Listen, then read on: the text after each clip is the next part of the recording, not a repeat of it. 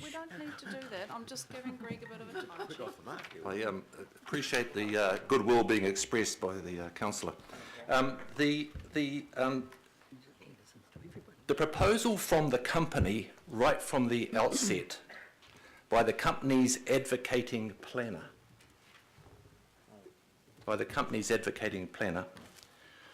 was an important rule in Residential 8 should be forgotten.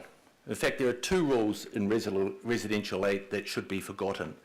And this is germane to the valuation issue. Firstly, Residential 8B is a 4-storey zoning. But value has been given to this land because it's now become a 10-storey zoning. 10-storey zoning in Three Kings. Now, I won't go into the planning issues, except to say that that value has now goes to the land.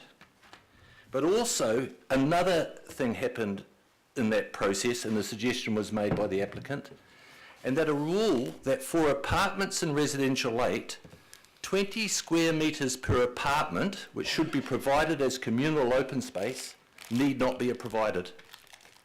So that was the suggestion of the applicant, and the council took it. Through all the hearings, we have questioned that, but 20 metres times 1,200 to 1,500 apartments is 2.4 to 3 hectares. Now, the commissioners of both panels have noted that because of the extra density of the site and the people coming, that there is pressure put on the current open space.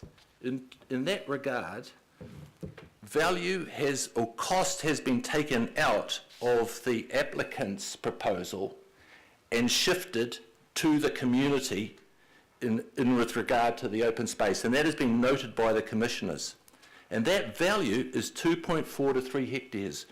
We would argue, and as the commissioners have noted, there is now a net deficit of open space and more should be provided, that should be taken into account of when councillors deliberate on this land exchange.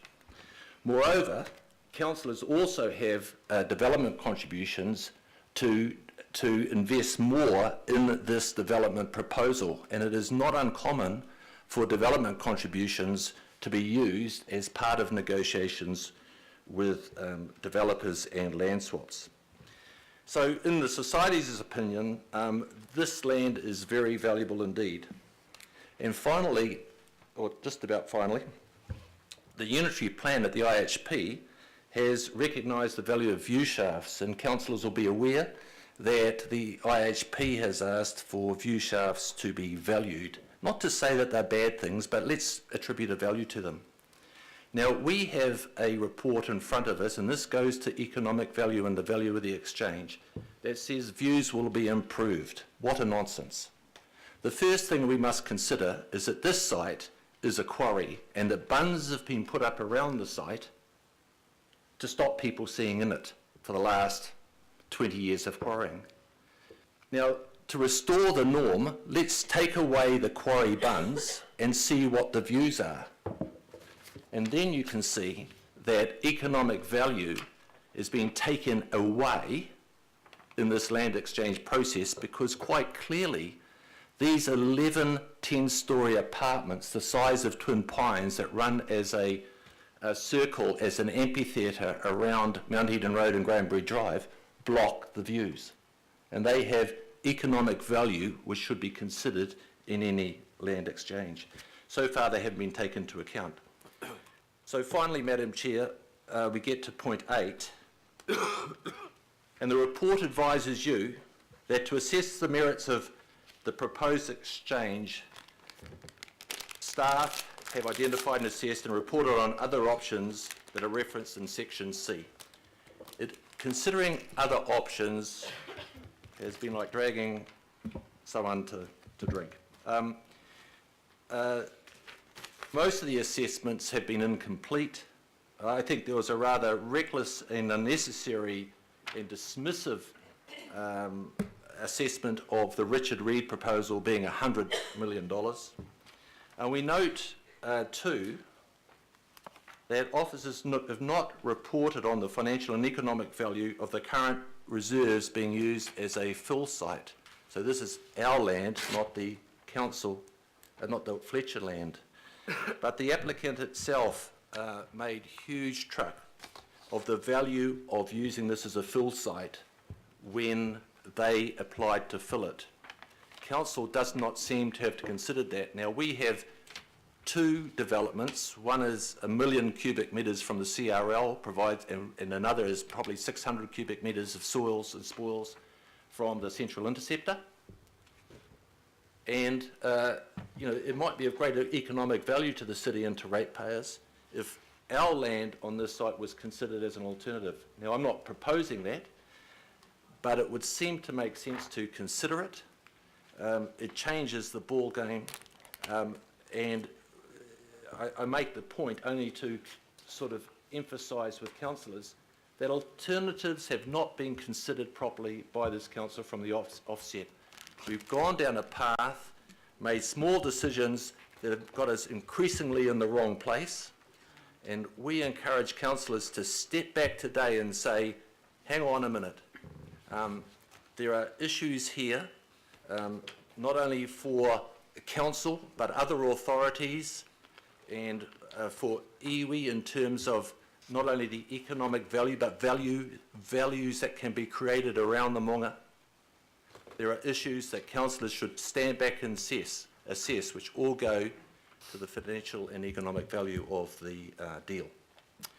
So that's our submission on the economic side of things. We've had the opportunity in the document we sent you yesterday to send, sort of make some broader things. Madam Chair, we appreciate the time. We appreciate your indulgence with the extra time this morning. We hope that in figures, in points A to L and in point 8, we've given you enough ammo to stop and think, wow, a few of those things were right. We haven't got enough information. We've gone down a wrong path the wrong way. We are councillors that should not be forced to take all these decisions by part, but consider them in a more comprehensive way, to listen to a local community and later on today your local board. Imagine what would happen if in your communities a hall was filled with 255 people, all of whom said, please ask the council to not approve the land exchange. So we ask you today, quite simply, just to receive the report and not process any other recommendations. Now, you might want to play with words and argue for a long time about what those words should be, but the very simple thing, councillors, today is just receive the report and stop and think. Thanks, Thank Greg. you. Thank you very much. Thank So we've probably got time for a couple of...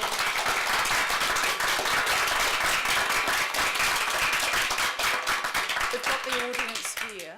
We have a very full agenda. I'm just going to ask you to hold applause and interjection. It would be appreciated. We can take a couple of questions on this issue, but remembering that we will have Panuku development here as part of the item where we can actually interrogate and ask these questions. So this is not now to ask our presenters about these. Councillor Casey and then Councillor Walker. Thanks, Madam Chair. We have 3 sets of information before us. We have the information that you circulated yesterday. We have an emailed presentation from David Blaker, and we have a substantial submission from the Puketapa Local Board, all saying essentially the same thing. My question to you, given the amount of time we have, is in your submission, Gary, you say the Three Kings community is not a group of banner-bearing NIMBYs. Could you talk to the councillors about who you represent? You've mentioned the 255-member public meeting. Could you say how Richard Reid's proposal addresses the issues, some of which you've canvassed today?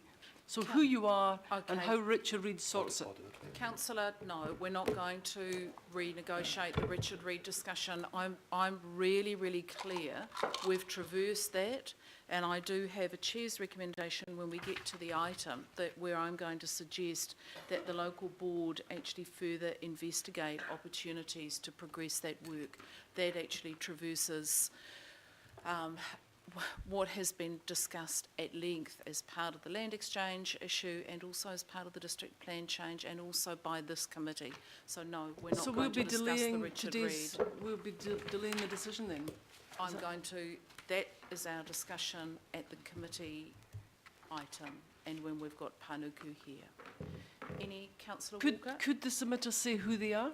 I think we've heard now 3 times, I think, from the group, and particularly from Greg. We have a very good idea of the community mandate that this group has, that that a lot of work has been done by the wider community, and that's the reason why they're here. There's a lot of respect for the work that's been done by this organisation, which is why we're hearing from them today. Councillor Walker. Yeah, I'm concerned about the issues that you've raised that go to process, so my question's around that. Going forward, it would appear that there are clear issues around valuation, around the information that underlies that valuation. Do you have any suggestions around what advice we might get and perhaps the nature that that advice be independent and that we have more contestability around that advice?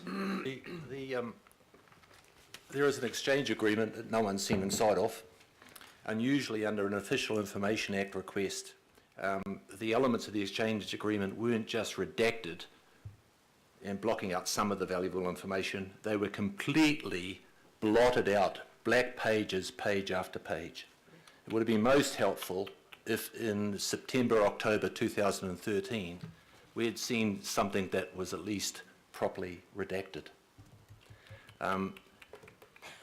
Likewise, there is more valuation information available, which has been referred to in the report but not provided in the report. But with respect to process, these are the first numbers that we have seen. And the public have been through this hearings process, requested time after time some indication of how things are being valued and not being given the information.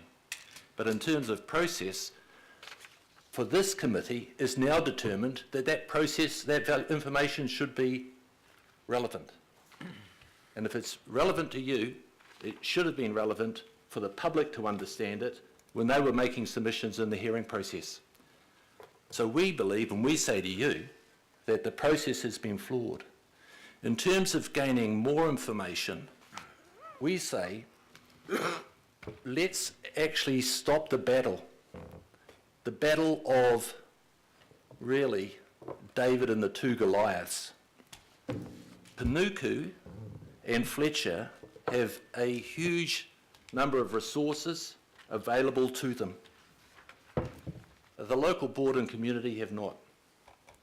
And we would look to this council and this committee to have the wisdom to stop and say, in answer to your question, Councillor Walker, we're going to rebalance this discussion.